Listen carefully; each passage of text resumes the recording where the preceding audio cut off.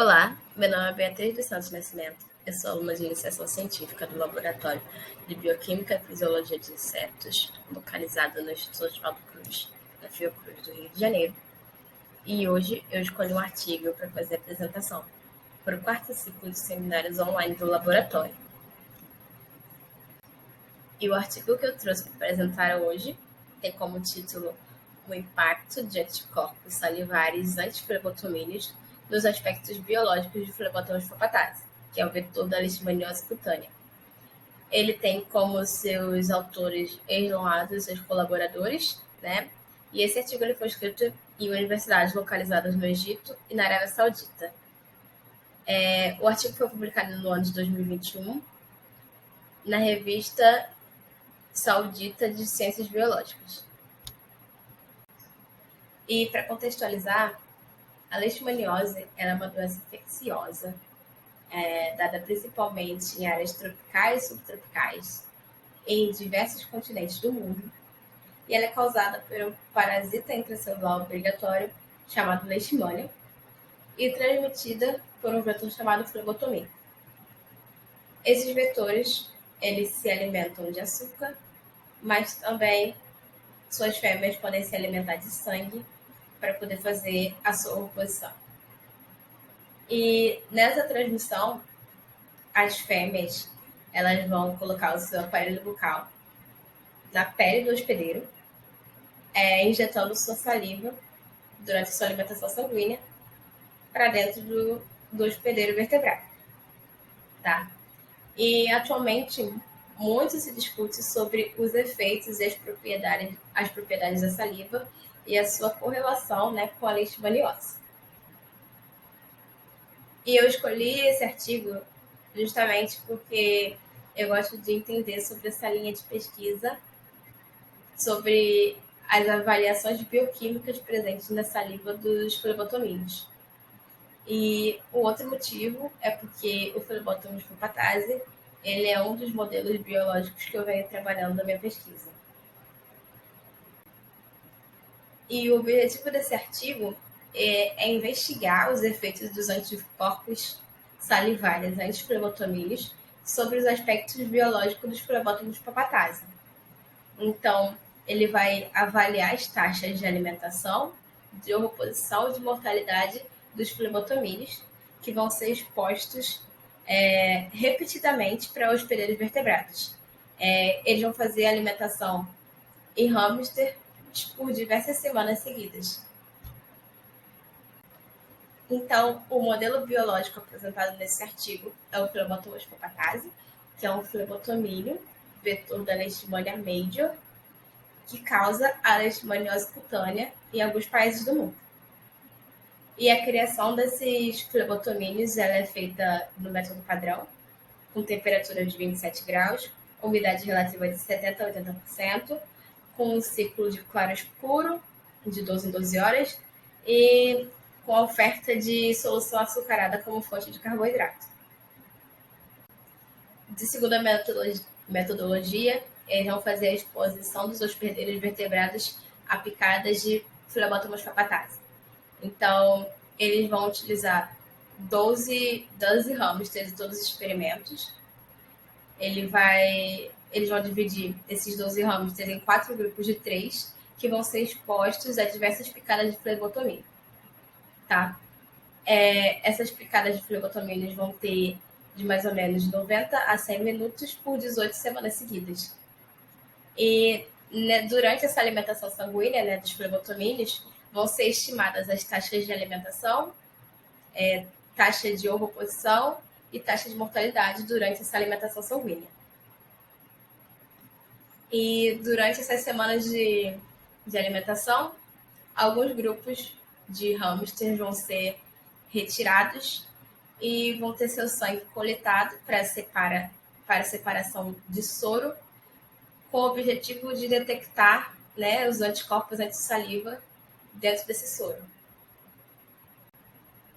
O terceiro método é o método de dissecação das glândulas salivares, que eles vão separar 2 grupos de flebotomíneos, de 20 com alimentação açucarada e 20 de alimentação com açúcar. Essas glândulas salivares desses flebotomínios, elas foram dissecadas em PBS e sonicadas em um tubo, também com PBS.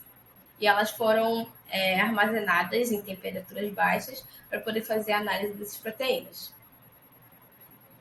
O quarto método, ele consiste na detecção dos antígenos das glândulas salivares dos flebotomínios e a detecção dos anticorpos no soro dos hamsters.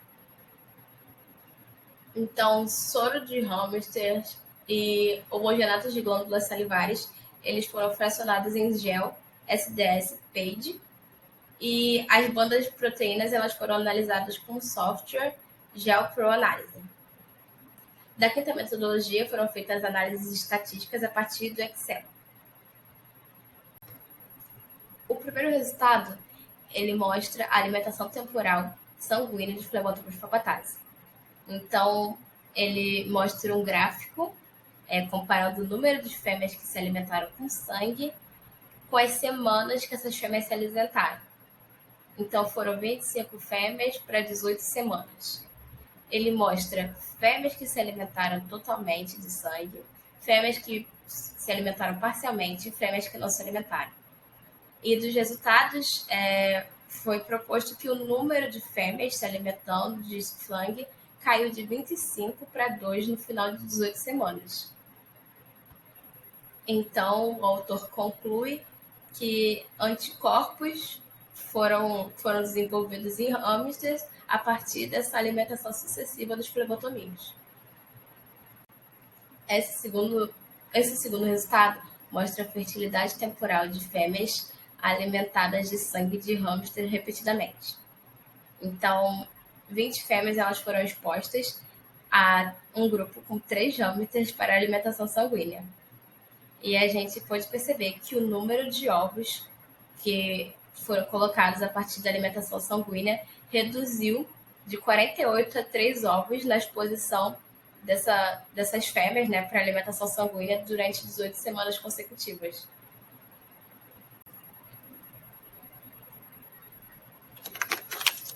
O resultado 3, ele mostra a mortalidade de fêmeas de Phlebotomus palpatase.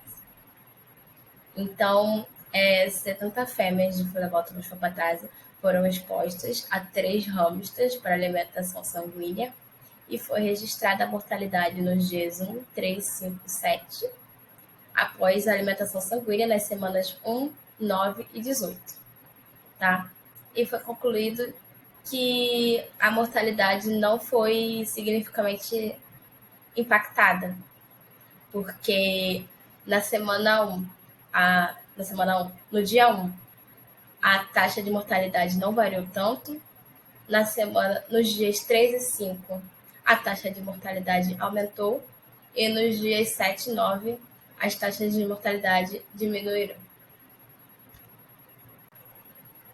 No resultado 4, ele vai analisar as proteínas das glândulas salivares de Phlebotomus palpatase e vão analisar as proteínas do soro dos hamsters que foram expostos a sucessivas picadas de flebotomínio.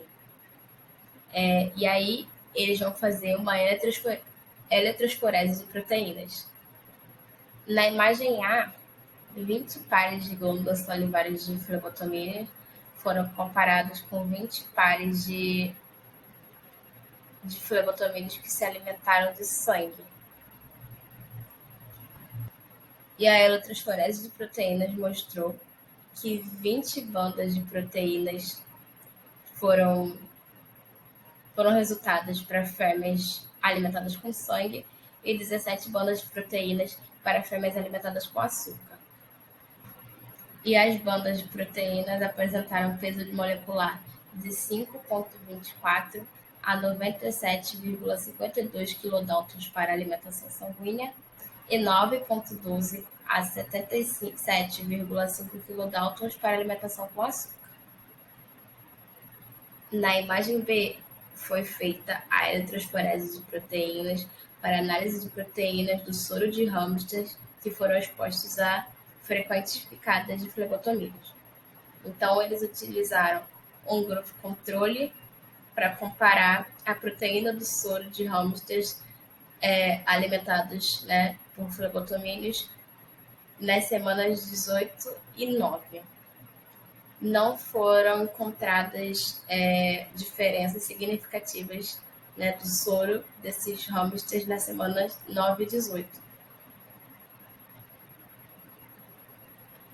E aí foi comparado a proteína total das glândulas salivares de fêmeas alimentadas com sangue com o teor de proteínas do soro dos hamsters.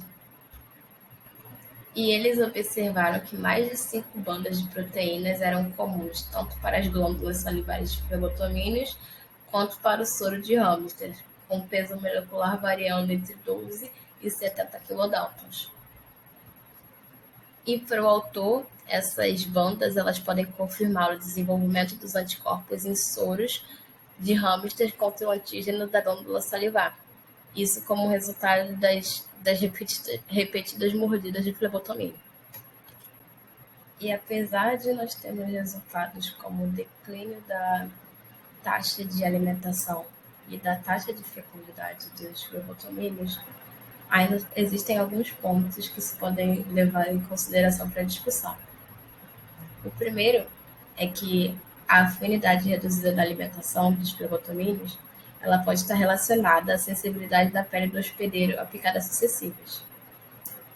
Um outro ponto é que os efeitos dos anticorpos antissaliva na fisiologia do flebotomínio não são tão claros, já que a mortalidade, a taxa de fertilidade e a taxa de alimentação não são os únicos parâmetros para poder definir, né, o quanto essa fisiologia foi alterada.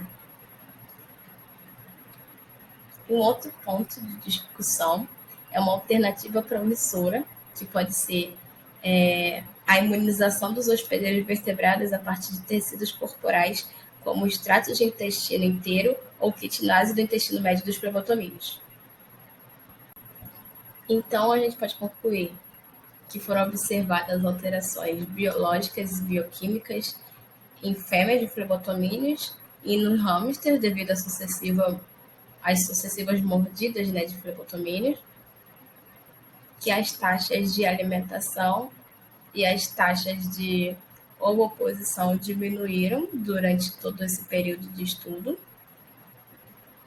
que não foram apresentados resultados significativos para a mortalidade dos flebotomíneos e que os anticorpos foram criados a partir de sucessivas mordidas de flebotomíneos em hamster. E, além disso, o artigo também sugere que a imunização dos hospedeiros vertebrados por meio de picadas repetitivas de flebotomíneos pode ser um método alternativo para o controle dos flebotomíneos. Vamos lá. Minhas considerações sobre o artigo. Eu gostei bastante da ideia do artigo, da pergunta biológica do artigo, de como o autor descreveu sua metodologia, mas eu acho que ele poderia ter desenvolvido mais os seus resultados e mais a sua discussão, né? E trazido alguns pontos a mais sobre os estudos bioquímicos dessa saliva para ele poder realmente confirmar que esses anticorpos eles foram formados a partir dessas picadas sucessivas de mosquito. E é isso. Eu agradeço a todos que estão aqui visualizando essa apresentação, que tiraram um tempinho para poder ver essa apresentação. E dizer que nós estamos disponíveis nas redes sociais, no Instagram, no Facebook e no YouTube. E é isso. Obrigada. Até a próxima.